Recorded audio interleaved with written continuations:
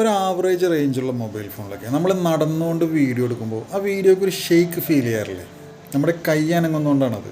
പക്ഷേ ഈ കൂടിയ റേഞ്ചിലുള്ള ഈ ഐഫോണിലൊക്കെ എടുക്കുമ്പോൾ ആ ഒരു പ്രശ്നമൊന്നും ഉണ്ടാവാറില്ല. അപ്പോൾ എന്തായാലും ഈ ഒരു ചെറിയ പ്രശ്നത്തിൻ്റെ പേരിൽ ആരും ഫോണൊക്കെ മാറ്റി വെറുതെ വലിയ വലിയ ഐഫോണും സംഭവങ്ങളൊന്നും എടുക്കാൻ പോകേണ്ട ആവശ്യമില്ല. ഇതിനുള്ളൊരു സൊല്യൂഷൻ നമ്മുടെയൊക്കെ ഫോണിൽ തന്നെയുണ്ട്. ആദ്യം ഞാൻ സിമ്പിളായിട്ടൊന്ന് പറയട്ടോ, പെട്ടെന്ന് കാര്യം മനസ്സിലാകുന്നവർക്ക് പോയി ചെയ്യാമല്ലോ. അത് കഴിഞ്ഞിട്ട് ഞാൻ ഡീറ്റെയിൽ ആയിട്ടൊന്ന് കാണിച്ചു തരാം. അതായത് നമ്മുടെയൊക്കെ ആപ്ലിക്കേഷനിൽ ഫോണിൽ തന്നെ കിടപ്പുണ്ടാകും ഗൂഗിൾ ഫോട്ടോസ് എന്ന് പറഞ്ഞിട്ട്. അത് ആൻഡ്രോയിഡിൻ്റെ ഒരു ആപ്ലിക്കേഷനാണ്, അത് ഡിഫോൾട്ട് ആപ്ലിക്കേഷനാണ്.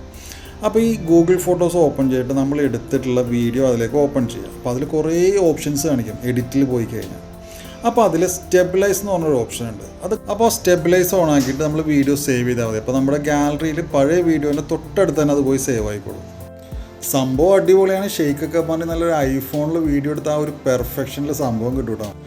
ഇത്രയും കേട്ടപ്പോൾ സംഭവം മനസ്സിലായവർ എന്തായാലും ഒന്ന് പോയി ചെയ്ത് നോക്കിയോ. മനസ്സിലാകാത്തവർക്ക് ഞാൻ പോയി ഡീറ്റെയിൽഡ് ആയിട്ട് കാണിക്കട്ടോ.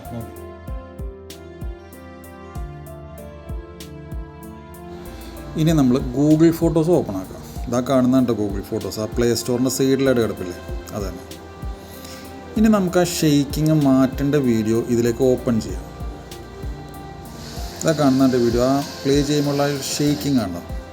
ഇനി നമ്മൾ എന്താ ചെയ്യേണ്ടതെന്ന് വെച്ചാൽ താഴെ എഡിറ്റ് കണ്ടോ, ആ എഡിറ്റ് ഓപ്പൺ ചെയ്ത് കഴിഞ്ഞാൽ അതിനകത്ത് കുറേ ഓപ്ഷൻസ് കാണിക്കും. ഇഷ്ടംമാതിരി സംഭവങ്ങളുണ്ട് അതിനകത്ത്.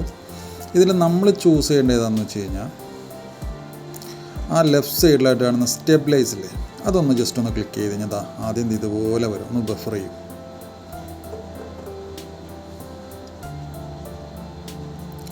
സംഭവം ഓക്കെ ഉണ്ട്. ഇനി പ്ലേ ചെയ്യുമ്പോൾ നോക്കിക്കോട്ടോ, ആ ഷെയ്ക്കിങ് എല്ലാം പോയി നല്ല ക്ലിയർ ആയിട്ടുണ്ട് സംഭവം.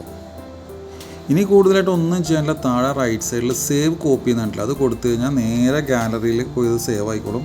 നമ്മൾ നേരത്തെ എടുത്ത വീഡിയോയിൽ അതിൻ്റെ തൊട്ടടുത്ത് തന്നെയായിട്ടാണ് ഇത് സേവ് ആവുള്ളൂ. അതുകൊണ്ട് നമ്മൾ അന്വേഷണം എടുക്കേണ്ട ആവശ്യമില്ല എവിടെ സേവ് ആയെന്നൊന്നും.